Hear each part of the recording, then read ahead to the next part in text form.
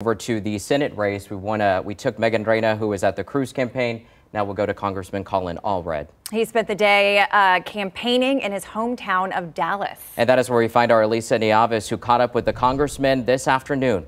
Alicia?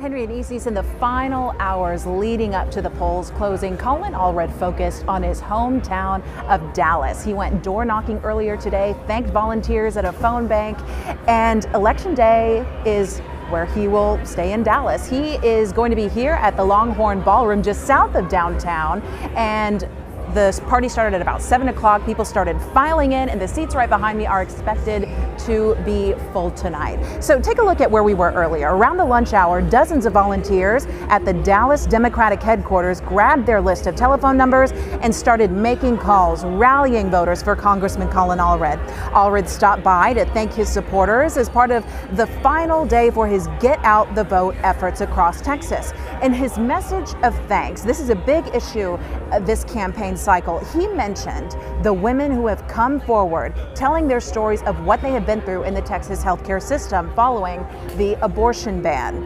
Allred says this puts women in dangerous situations. He mentioned Nevaeh Crane, an 18-year-old who could not get healthcare after having a miscarriage until the 4th emergency room. She died of organ failure. He also mentioned Yaseli Barnica, who was having a miscarriage and couldn't get help until the baby's heartbeat wasn't detected. She got an infection that caused her to get septic. She passed away days later.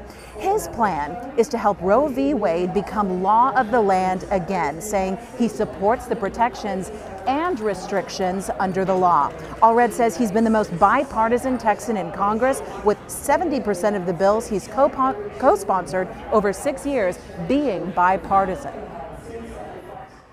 There's so much on the ballot, but we don't have to have a senator who's all about himself. Ted Cruz only cares about Ted Cruz.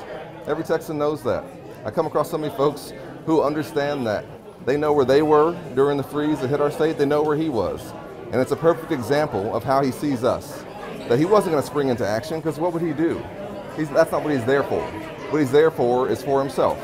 I'll be a senator for all of us. I've been the most bipartisan Texan in Congress. I'll be that in the Senate too.